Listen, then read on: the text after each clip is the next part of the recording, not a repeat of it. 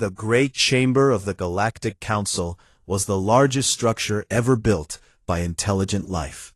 It floated in orbit around a dead star called Valtherus Prime, a hollow sphere of crystal and metal where the representatives of over 4,000 spacefaring species gathered to decide the future of the galaxy.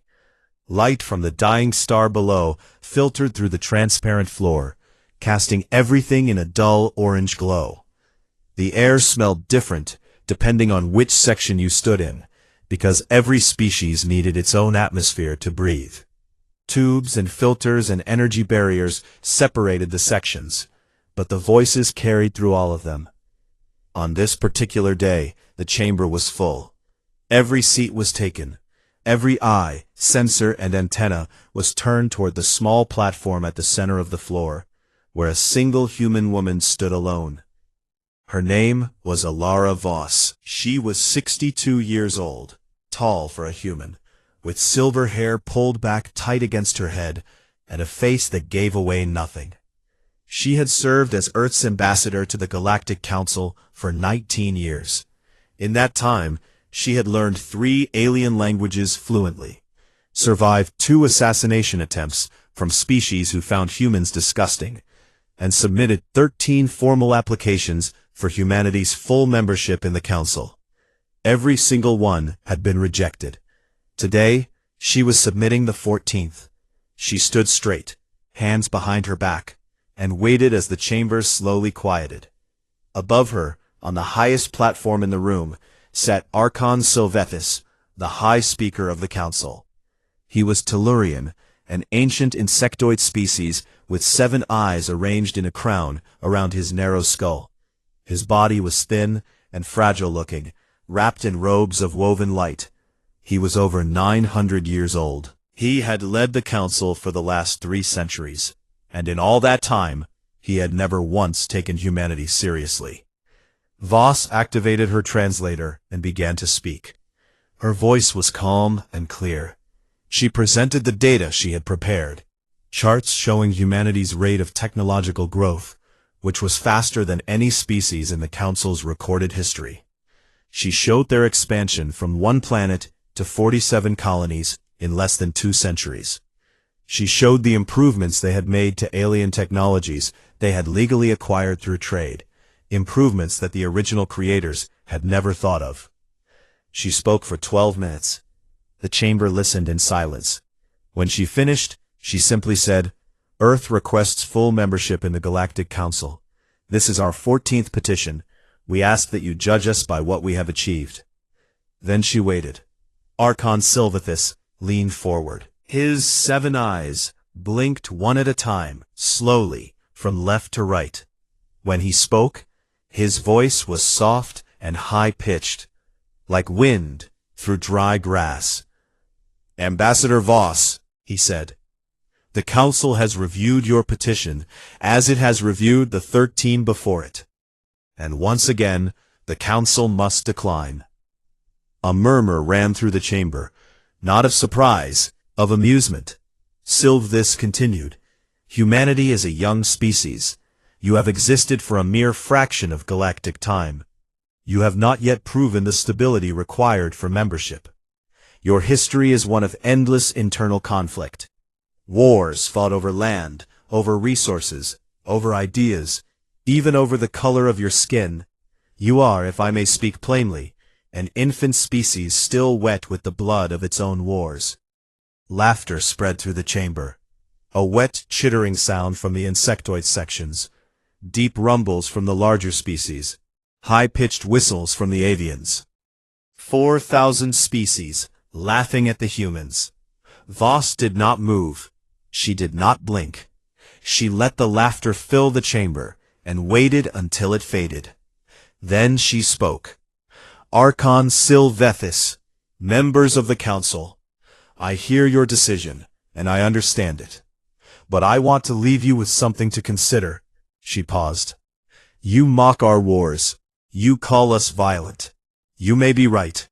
But those wars taught us something that your long peace has allowed you to forget." The chamber went quiet. "They taught us how to fight."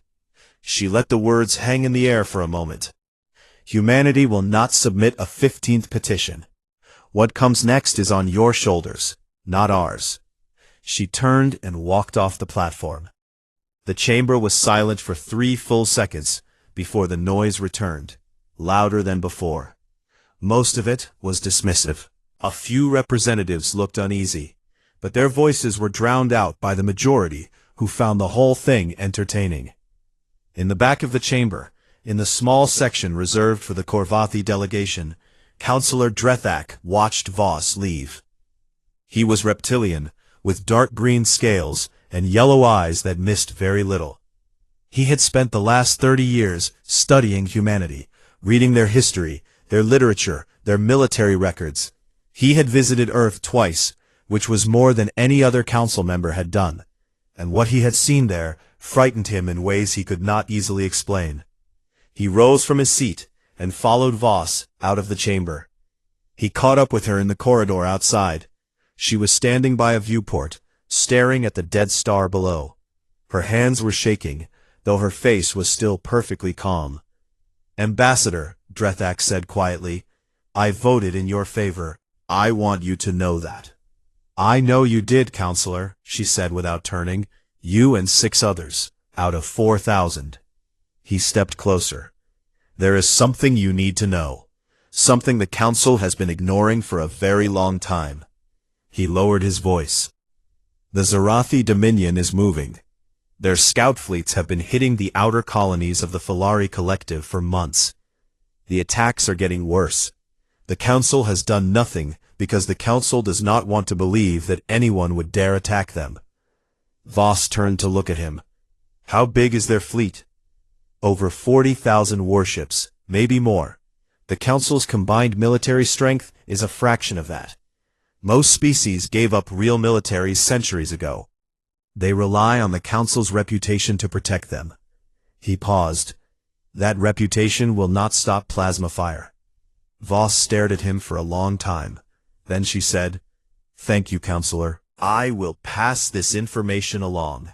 "To whom?" he asked. She didn't answer. She simply nodded once and walked away. On Earth, 12 hours later, Fleet Admiral Marcus Kane sat in his office deep beneath the Rocky Mountains. He was 68, broad-shouldered, with a face that looked like it had been carved out of rough stone. A long scar ran from his left temple to his jaw, a souvenir from the Sol Unification Wars 20 years ago. He watched the recording of Voss's petition and the Council's rejection 3 times. He watched the laughter. He watched Sylvithis call humanity an infant species. He watched Voss deliver her warning, and he watched 4,000 species ignore it. Then he opened a drawer in his desk and pulled out a sealed file. It was physical paper, not digital. Some things were too important to put on a network. The cover was plain gray with 2 words printed in red: Contingency Prometheus. He broke the seal, opened the file, and began reading. After 10 minutes, he picked up his secure communicator and made a call. "This is Kane. Authorization code Prometheus 7. Activate all black construction sites. Full production. We are on the clock." Far out in the darkness beyond Neptune, in the cold belt of asteroids and ice that marked the edge of human territory, something began to happen. Lights appeared where there had been only darkness. One by one, like stars being born, massive shipyard platforms powered up their systems. Welding arms extended. Forges ignited. Assembly lines that had been built in total secrecy over the last 2 decades began to move. The galaxy had laughed at humanity. Humanity was done laughing back. 18 months passed, and humanity disappeared. Not physically, of course. Earth was still there. The colonies were still there. Human freighters still moved through the trade lanes, buying and selling goods like always. But everything else stopped. Ambassador Voss was recalled from the Council. Human embassies on 14 alien worlds closed their doors on the same day. Alien ships requesting passage through Sol's space were politely turned away at the border, with no explanation given. The Council barely noticed. A few minor species filed complaints about trade disruptions. The Falari Collective, who had always been friendly to humans, sent a concerned message asking if everything was all right. They received a short reply thanking them for their concern, and nothing else. Archon Sylvethus was informed of humanity's withdrawal during a routine briefing. He waved one of his thin arms dismissively. "Let them sulk," he said. "They will come back when they need something. They always do." He was wrong about that. He was wrong about many things. But he would not realize it until it was far too late. Behind the closed borders of human space, something extraordinary was happening. Operation Prometheus was no longer a plan on paper. It was the largest military construction project in the history of any species, and it was moving at a speed that would have terrified the Council if they had known about it. The shipyards beyond Neptune were only the beginning. There were construction sites hidden inside hollowed-out asteroids in the belt between Mars and Jupiter. There were weapons factories buried beneath the ice of Europa. There were training facilities on the dark side of the moon, where tens of thousands of soldiers drilled every day in zero-gravity combat. Admiral Kane oversaw all of it from his command center beneath the Rockies. He slept 4 hours a night and spent the rest of his time reviewing designs, approving production schedules, and arguing with engineers who told him that what he wanted was impossible. He did not accept that word. The ships being built were unlike anything the galaxy had ever seen. Human engineers had spent decades studying alien technology, much of it acquired through trade, some of it through less legal means. They had taken apart Council ship designs, figured out how they worked, and then asked a question that no alien engineer had ever thought to ask. How do we make this survive a fight? Council ships were elegant. They were beautiful. They were designed by species who had not fought a real war in thousands of years, and it showed. Their shields were powerful, but had single points of failure. Their hulls were thin, because they were never expected to be hit. Their weapons were precise and efficient, designed for police actions and border disputes, not for the kind of brutal, close-range combat that humans knew so well. Human ships were the opposite. They were ugly. They were heavy. They were covered in thick plates of armor layered over more armor. Every critical system had 3 backups. Every power line had an alternate route. The engine room was buried so deep inside the ship that you would have to cut through half the vessel to reach it. They carried more missiles, more guns, and more ammunition than a Council ship twice their size. They were not ships designed to win battles cleanly. They were ships designed to take punishment, keep fighting, and destroy whatever was in front of them.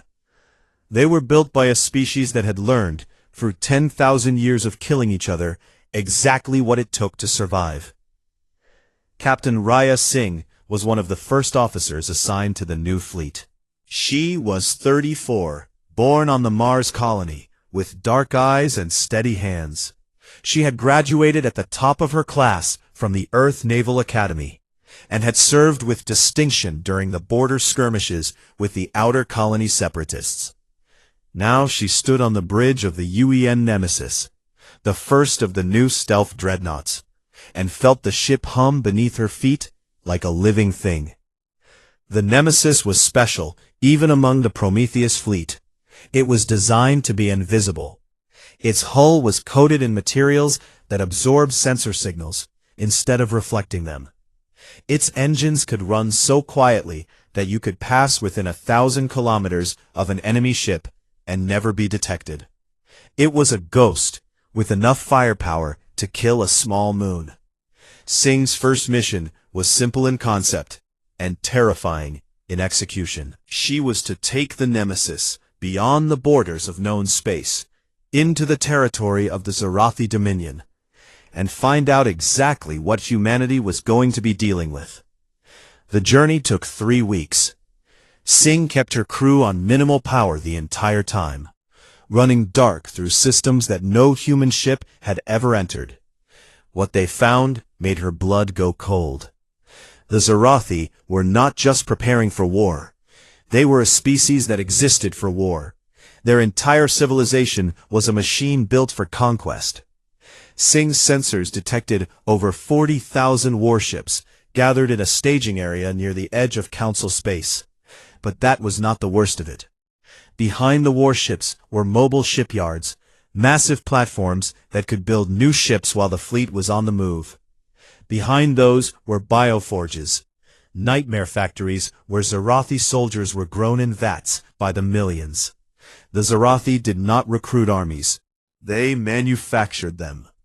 And all of it, every ship, every soldier, every forge, was controlled by a single intelligence, the Zarathi Overmind. It was not a person, it was not a computer, it was something in between, a vast consciousness that linked every Zarathi together into one coordinated whole. When the Overmind decided to attack, 40,000 ships would move as one, with perfect coordination and zero hesitation. Sing recorded everything. She mapped their formations, counted their ships, analyzed their weapon signatures, and cataloged their movement patterns. She did all of this while drifting silently through their territory like a shadow, close enough to some of their patrol ships that she can see the markings on their hulls through the viewport. On the 4th week, she turned the Nemesis around and headed home.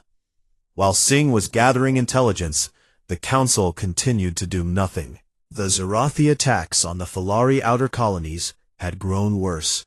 Entire settlements were being destroyed. Refugee ships were flooding into Council space, carrying survivors who told stories of Zarathi ships appearing without warning, burning everything, and disappearing before help could arrive. The Council responded with a resolution condemning the attacks. They sent a small observation fleet to the Falari border to monitor the situation. The fleet was made up of ships from 12 different species, none of which had fought a real battle in living memory. They arrived, took up positions, filed reports, and watched as the Zarathi burned 3 more colonies. Councillor Drethok tried to warn them. He stood before the Council and presented his own intelligence on the Zarathi, showing that this was not a series of random raids, but the opening phase of a full-scale invasion. He was told that he was overreacting. He was told that the Zarathi would not dare attack the Council directly. He was told to sit down. He sat down, but he did not stop working. Using secret channels, he sent everything he had to Alara Voss on Earth. Fleet positions, intelligence reports, Council defense plans, all of it. It was treason by any definition. He did it anyway, because he had read enough human history to know what was coming, and he knew the Council was not ready. Back on Earth, Kane received Sing's report in his underground command center. He stood in front of a holographic map that showed the entire galaxy with the Zarathi staging area marked in red. The red area was enormous. The invasion corridor, the path the Zarathi fleet would most likely take into Council space, was marked with a dotted line that ran straight through the Valtherus system, right past the Council's own headquarters. His senior officers stood behind him, waiting. "How long until our fleet is ready?" he asked. 6 months, his chief of staff replied. "Maybe 5 if we push the shipyards harder." Kane nodded slowly. "Push them harder." He turned to face his officers. These were men and women who had fought in the bloodiest conflict in human history, the Sol Unification Wars. They had seen what war really looked like. They had no illusions about what was coming. "The Zarathi will hit the Council within the year," Kane said. "When they do, the Council will fall. Their fleets are parade ships. Their soldiers are ceremonial guards. They have not bled in 1,000 generations, and it shows." He paused. "They will come to us for help, and when that day comes, we will be ready. But because if the Zarathi take the galaxy, Earth is next." He looked back at the map. "And nobody takes Earth." In the deep black of space, far from any star, the Zarathi Overmind stirred. Its vast consciousness spread across 1,000,000 connected minds, processing, planning, calculating. It had studied the Council for centuries. It knew their weaknesses, their politics, their fear. Victory was certain. But there was something else. A small anomaly. A sensor ghost, near the edge of its territory, detected for a fraction of a second, and then gone. The Overmind analyzed the data, found nothing conclusive, and filed it away. It did not know that a human ship had just passed through its space, like a whisper through a cathedral. It would learn, but by then, it would be too late. The invasion began on a Tuesday. Not that the rest of the galaxy measured time the way humans did, but the humans would remember it that way. A Tuesday morning, Earth Standard Time, when the first emergency transmission started flooding in from across Council space. The Zarathi Dominion attacked 12 systems at the same time. 12. Not one, not two, but 12 simultaneous assaults, hitting from different directions across a front that stretched thousands of light-years wide. The scale of it was staggering. Nothing like this had happened in the recorded history of the galaxy. The Council had always believed that no force could coordinate an attack across such distances. They were wrong.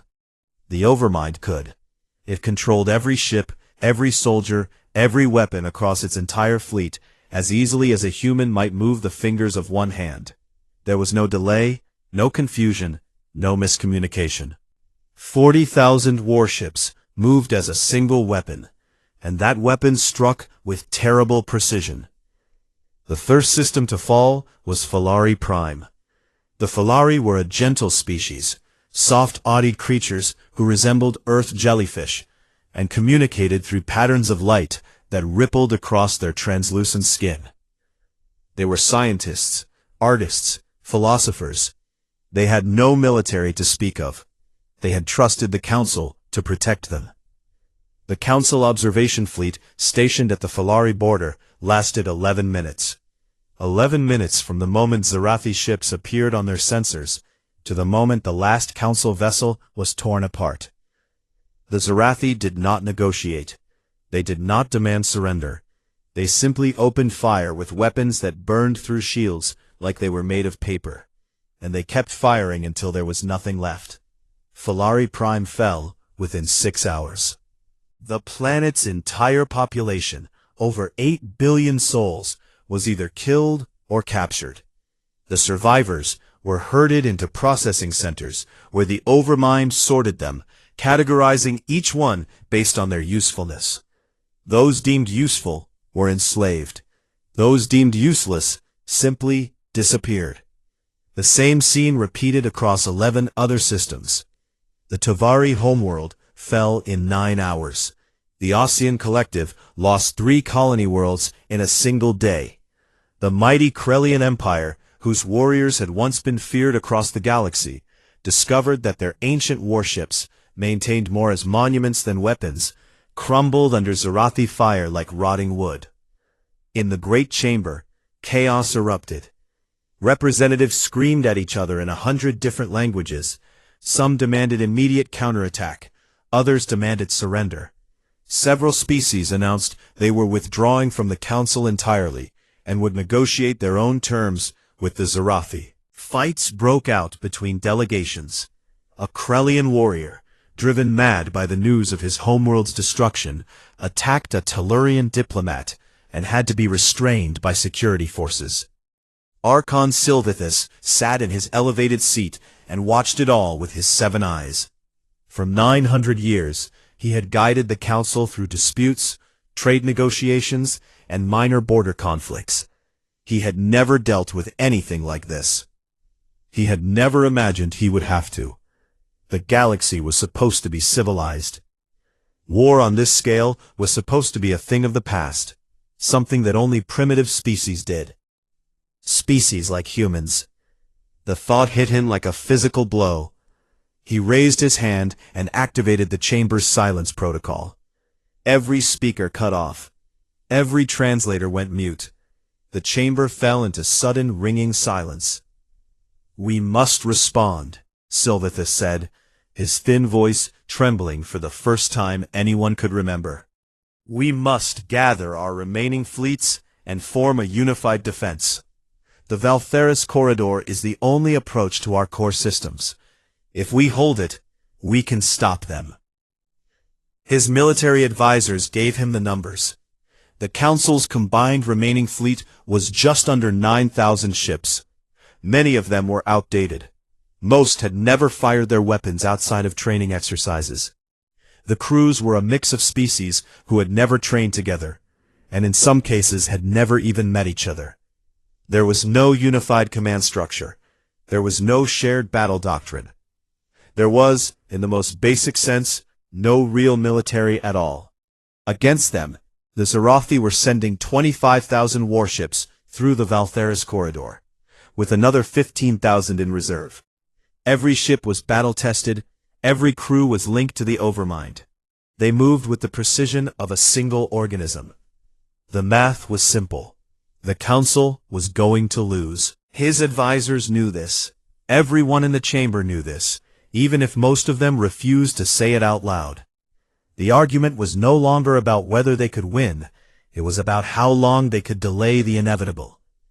It was Councillor Drethok who broke the silence. He stood up in his section, his green scales dark with stress, his yellow eyes burning. He walked down to the central platform, the same platform where Alaravas had stood 18 months ago, and he looked up at the assembled representatives of 4,000 species. "You are fools," he said.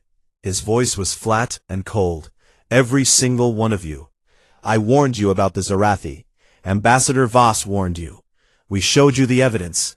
We begged you to prepare. And you laughed. You laughed the same way you laughed at the humans when they asked to stand beside you as equals." The chamber was utterly still.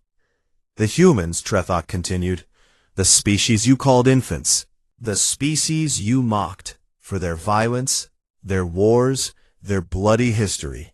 Do you know what those wars gave them? They gave them the one thing that none of you have: experience. The humans know how to fight. They know how to build weapons. They know how to take a hit and keep standing. They know how to win wars, because they have been fighting them since before most of your species learned to use fire." He pointed at Silvathus. "You rejected them 14 times. You called them primitives. And now with your civilization burning around you, they are the only ones who might be able to help you. So I suggest you swallow your pride, open a channel to Earth, and beg." The word hung in the air like smoke. Silvathus stared at Drethak for a long time. Every eye in the chamber was on the Archon. He was 900 years old. He had led the galaxy for 3 centuries. He had never begged for anything in his entire life. He activated the communication system. "Open a channel to Earth," he said quietly. "Priority 1, Emergency Protocol." The transmission reached Earth 7 minutes later. It was received by the United Earth Communication Center in Geneva, routed through 3 security checkpoints, and delivered to the United Earth Parliament within the hour. The Parliament chamber was full. Every representative from every nation and colony was present. They watched as Archon Silvathus appeared on the main screen, his 7 eyes wide, his thin body hunched, with something that looked very much like fear. "People of Earth," he said, "the Galactic Council faces an enemy that threatens the existence of all civilized life. Our forces are insufficient to stop this threat. We are asking, on behalf of every species in the Council, for your assistance. We will grant whatever terms you require. Please." The transmission ended. The chamber was silent. In the front row, Alaravas sat perfectly still. She had watched the same council mock her, dismiss her, and laugh at her for 19 years. She had heard Silvathus call humanity an infant species. She had walked out of the great chamber 18 months ago and told herself she would never go back. But this was not about pride. It had never been about pride. It was about survival, theirs and Earth's. Because if the Zarathi took the council, there would be nothing standing between them and Sol, She looked across the chamber to where Admiral Kane stood against the wall, arms crossed, face like carved stone. Their eyes met. She nodded once. Kane pushed off the wall, walked to the communication console, and activated the fleet-wide broadcast channel. His voice reached every ship, every station, every base in human space simultaneously.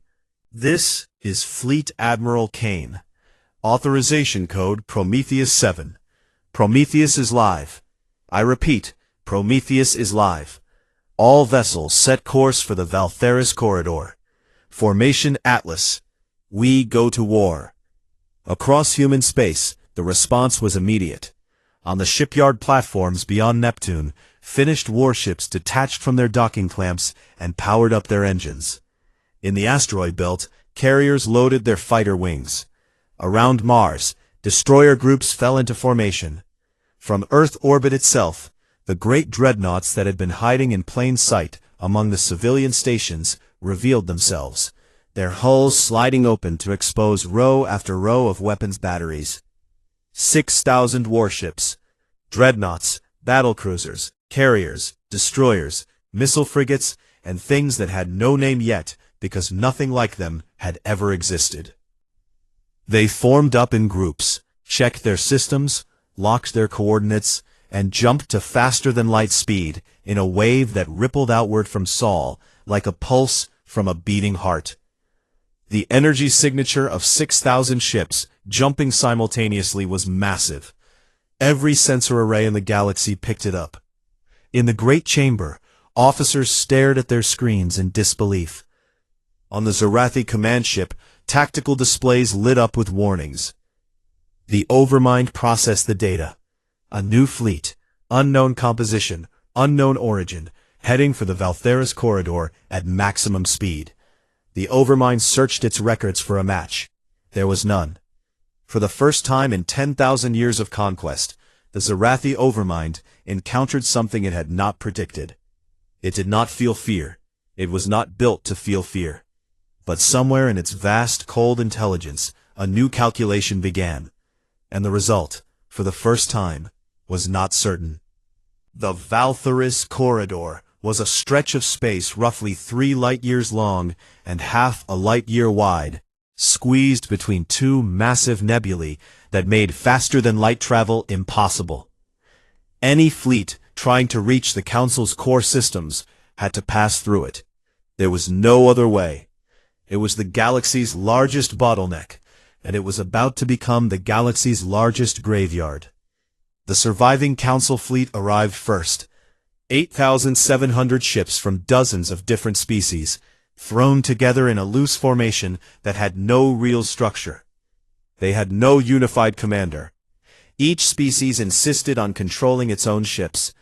Communication was a mess, filtered through translators that could not keep up with the speed of tactical updates. They hung in space like a flock of birds that had never flown together, each group drifting slightly apart from the others. Then the humans arrived. They came out of faster-than-light travel in a single coordinated jump. 6,000 ships appearing in normal space within seconds of each other. The precision alone was stunning. No Council fleet had ever managed a simultaneous jump of more than a few hundred ships. The humans did it with 6,000 as easily as breathing. The alien commanders stared at their sensor screens. The human ships were not what they expected. Council vessels were smooth, curved, built to be aerodynamic even in the vacuum of space because their designers thought it looked better. Human ships were the opposite. They were blocky, angular, covered in thick armor plates and bristling with weapon mounts. They looked rough. They looked like they had been designed by people who expected to get hit and wanted to survive it. At the center of the human formation sat the UEN Leviathan, Admiral Kane's flagship. It was 3 kilometers long, the largest warship anyone in the galaxy had ever built. Its hull was so heavily armored that it registered on sensors as a small asteroid. It carried enough firepower to reduce a continent to glass. Kane stood on the Leviathan's bridge, looking at the tactical display that showed both fleets and the empty corridor ahead of them. Somewhere on the other side of that corridor, 25,000 Zarathi warships were coming. He had about 14,000 total ships, counting the Council fleet. He was outnumbered nearly 2-to-1. He had faced worse odds before. Every human commander had. That was the thing about growing up in a species that never stopped fighting. You learned to work with what you had. He opened a communication channel to the Council fleet commanders. Dozens of alien faces appeared on his screen, each one looking at him with a mixture of hope, suspicion, and fear. They were not used to taking orders from a human. They were not used to taking orders from anyone. Kane did not waste time on diplomacy. He transmitted his battle plan, a detailed tactical document that his staff had been refining for months, based on the intelligence Captain Singh had gathered from her mission into Zarathi space. It covered formations, firing patterns, retreat protocols, and contingency plans for 12 different scenarios. "Follow the plan," Kane said, his voice flat and hard. "Stay in your assigned positions. Fire when I tell you to fire. Retreat when I tell you to retreat. If you break formation or try to run, you will be on your own, and the Zarathi will kill you." Questions? There was something in Kane's voice, a quiet certainty born from decades of actual combat, that made argument feel pointless. One by one, the alien commanders acknowledged the plan and moved their ships into position. Captain Singh, now commanding a squadron of 12 stealth ships, received her own orders separately. Her mission was different from everyone else's. While the main fleet held the corridor, her squadron would slip behind Zarathi lines, invisible and silent, and strike at a single target. The Zarathi Command Relay, a massive station that boasted the Overmind's control signal to the far edges of its fleet. Destroy that relay, and a third of the Zarathi ships would lose their connection to the hive mind. They would not be destroyed, but they would be confused, disorganized, unable to coordinate. In a battle this large, that could change everything. Singh acknowledged her orders, powered down the Nemesis to minimal signature, and led her squadron into the darkness along the edge of the corridor. 6 hours later, the Zarathi arrived. They came through the corridor like a tide, 25,000 ships in perfect formation, each one moving in exact synchronization with every other. Their formation was beautiful in a terrible way, like watching a predator move. There was no wasted motion, no gaps, no hesitation. The Overmind controlled them all, and the Overmind did not make mistakes. The two fleets faced each other across a gap of 50,000 kilometers. For a moment, nothing happened. Sensors hummed, weapons charged, crews waited. Kane looked at the Zarathi formation on his display. He had studied their tactics for years. He knew exactly what they were going to do. They would open with a long-range barrage to test the defenders' shields, then advance in waves, using their numbers to overwhelm sections of the line one at a time. It was efficient, logical, and predictable. Humans did not fight that way. "All ships," Kane said calmly. "Advance, full speed, close the distance." The order sent a shock through the Council fleet. Advance? Toward a force nearly twice their size? Every piece of tactical doctrine they knew said to hold position, maintain distance, use long-range weapons. That was how civilized species fought. But the human ships were already moving. 6,000 warships surged forward, engines blazing, accelerating straight at the Zarathi line. The Council ships hesitated for just a moment, then followed. The Zarathi opened fire at long range, as Kane expected. Beams of focused energy lanced across the gap, striking human ships head-on. Council shields would have buckled under such fire. Human shields held. When the shields did fail, the armor underneath absorbed the hits. Ships shook, hull plates cracked and burned, but the ships kept coming. Systems failed and backup systems activated. Crew members were thrown from their stations, picked themselves up, and got back to work. The humans closed the distance in minutes. At close range, they unleashed everything. Kinetic slugs, massive projectiles fired at a fraction of the speed of light, punched through Zarathi hulls like needles through cloth. Nuclear-tipped torpedoes detonated against enemy ships in blinding flashes of white light. Plasma lances, weapons designed by human engineers specifically for this war, cut through Zarathi armor in streams of blue fire that burned at the temperature of a star's surface. The Zarathi had never faced anything like this. Their enemies had always fought at range, trading precise shots in careful patterns. No species had ever charged them. No species had ever gotten this close. Their ships were designed for long-range combat, and at close range, their weapons could not track targets fast enough. Human ships weaved between them, firing from angles that the Zarathi formation could not cover. The battle became a brawl. It was brutal, chaotic, and exactly the kind of fight that humans were born for. While the main fleet tore into the Zarathi center, Singh and her stealth squadron reached their target. The command relay was deep behind Zarathi lines, protected by a screen of patrol ships. Singh waited, counting the patrol patterns, timing the gaps. When the moment came, she gave the order. 12 stealth ships decloaked simultaneously and fired everything they had into the relay station. The station's shields flared and collapsed. Missiles tore through its hull. It broke apart in a chain of explosions that lit up the darkness like a new sun. Across the battlefield, 12,000 Zarathi ships suddenly went silent. Their movements became erratic. Ships that had been flying in perfect formation began to drift, collide with each other, fire at random targets. The Overmind's voice had been cut off from a third of its fleet, and those ships were now operating on basic survival instincts, nothing more.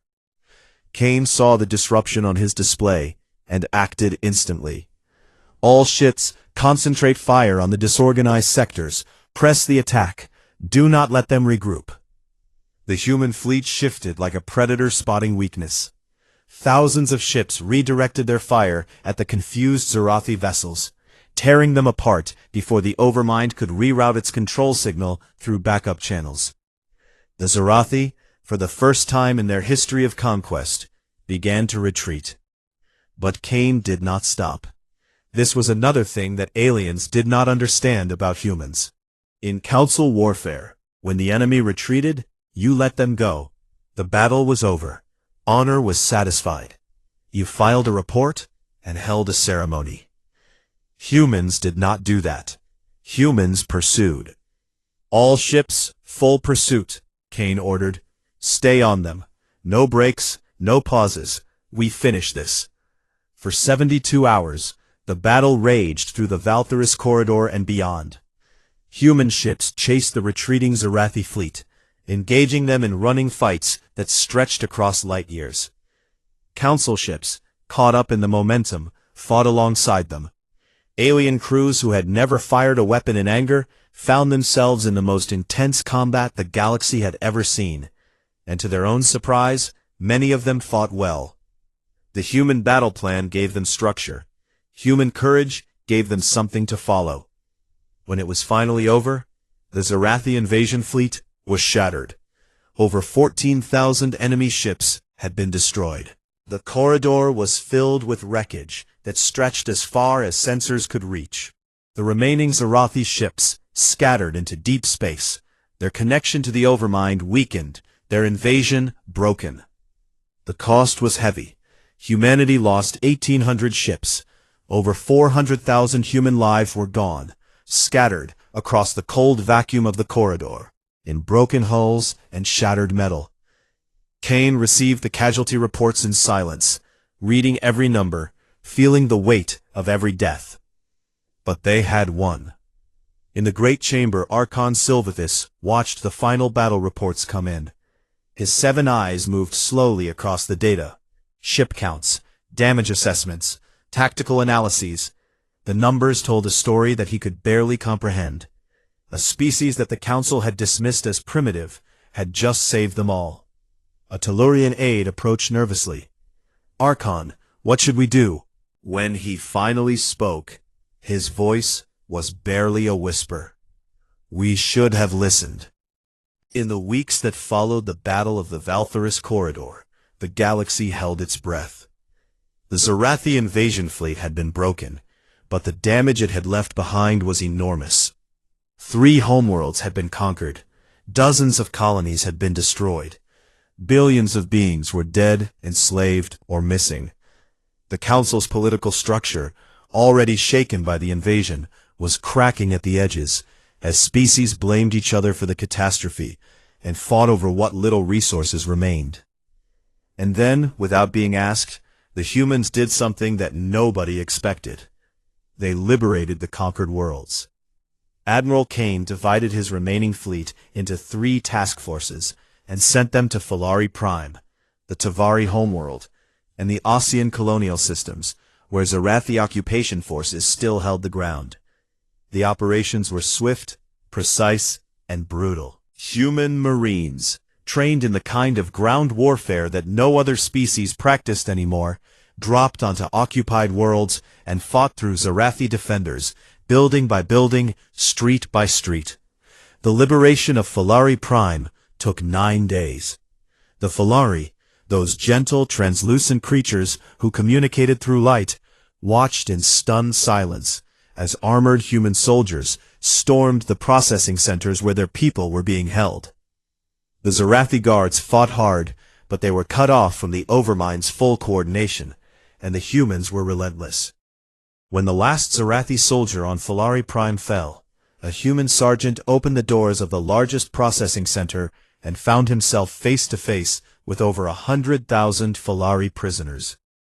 They glowed, all of them, at the same time, their bodies rippling with patterns of light that the sergeant's translator could not fully interpret. They were saying, "Thank you." The Tavari homeworld was harder.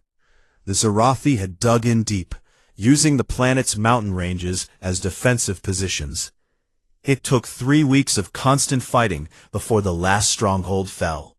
Human losses were significant, but they did not stop, and they did not leave until every Zarathi soldier was dead or captured.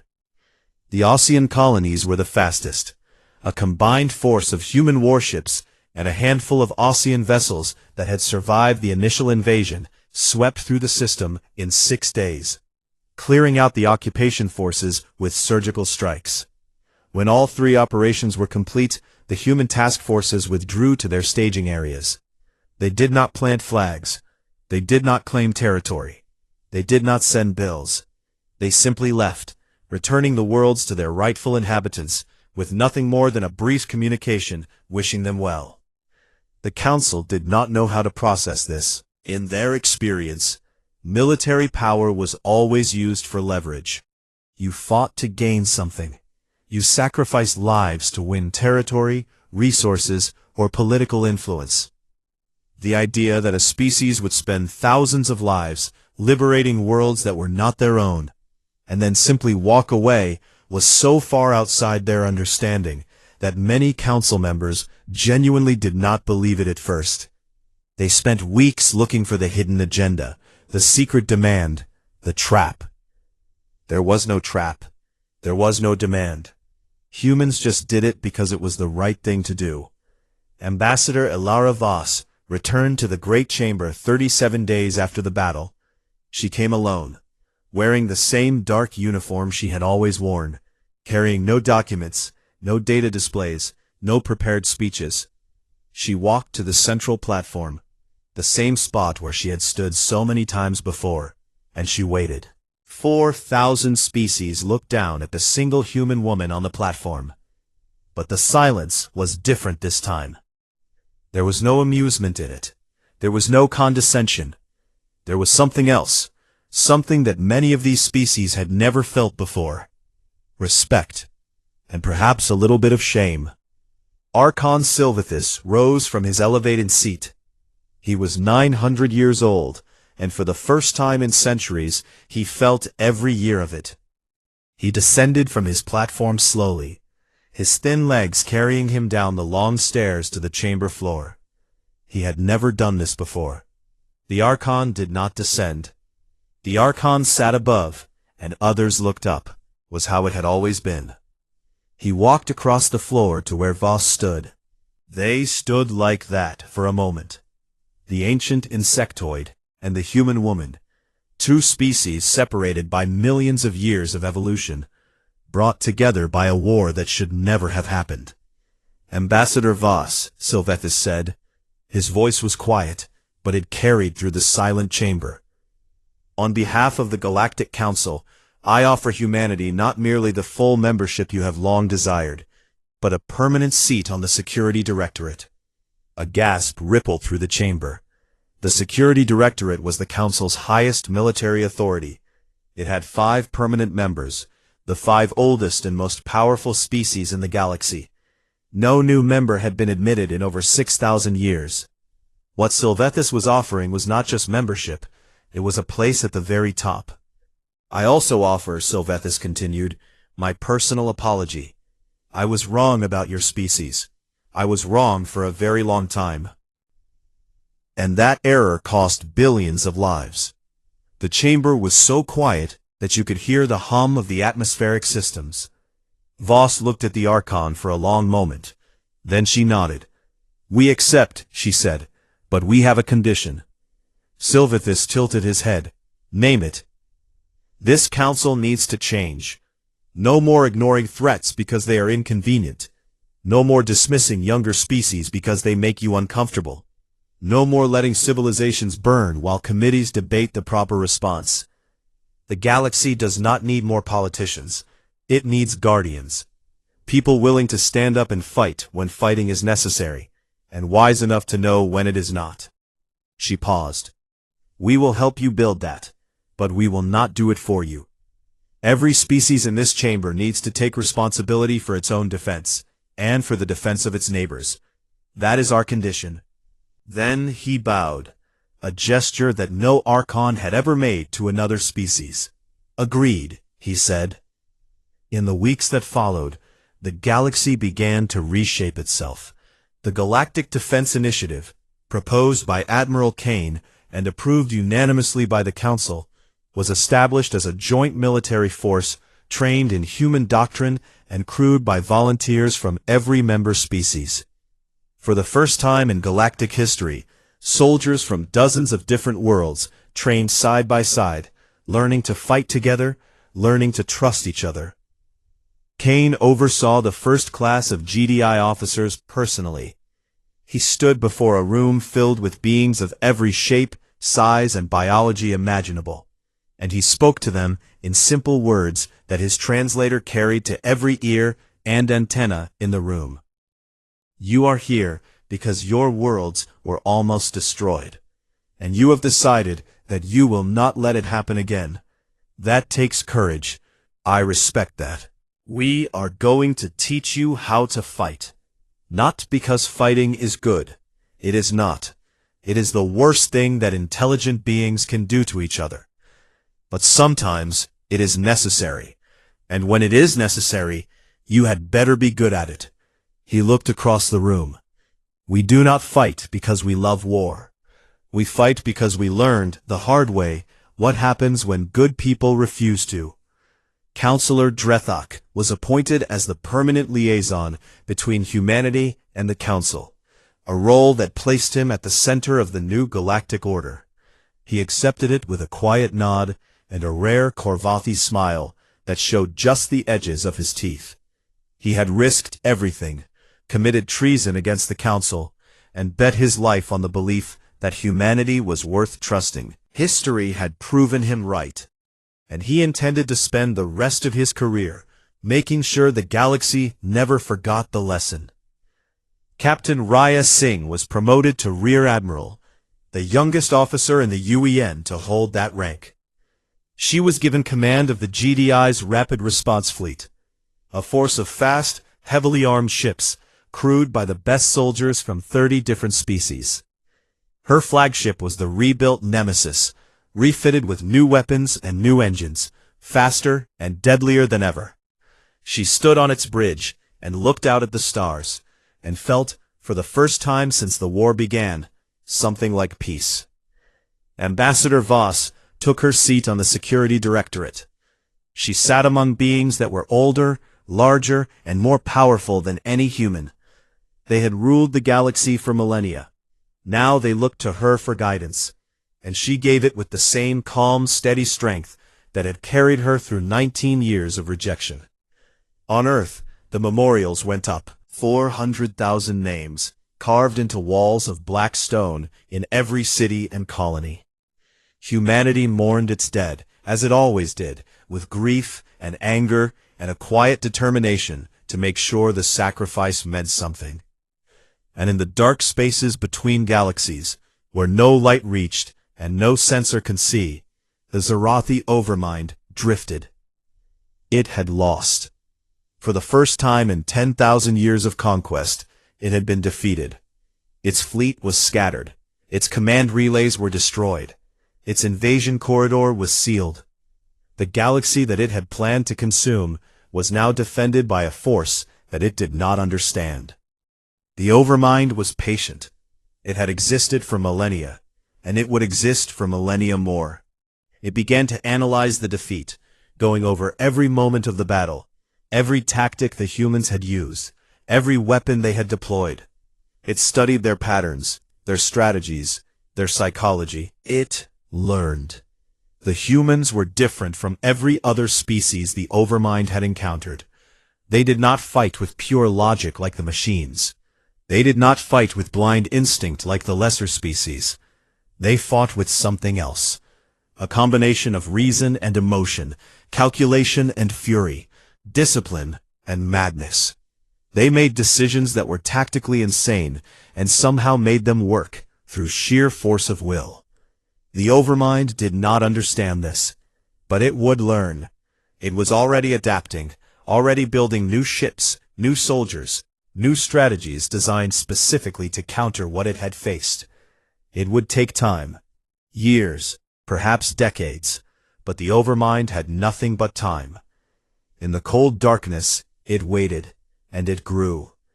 Back in the Great Chamber, on the day humanity officially took its seat among the rulers of the galaxy, Elara Voss stood by a viewport and looked out at the stars. Drethak stood beside her. "Do you think they will come back?" he asked. Voss was quiet for a moment. She thought about the Zarathi, about the Overmind, about the vast darkness between galaxies where anything might be hiding. "Yes," she said, "they will." "And will you be ready?" She looked at him, and for the first time in years, she smiled. "We are always ready," she said. "That is what makes us human." In the silence between stars, something ancient and vast turned its attention toward a small blue world. And for the first time in its eternal existence, it felt something it could not name. The humans had a word for it.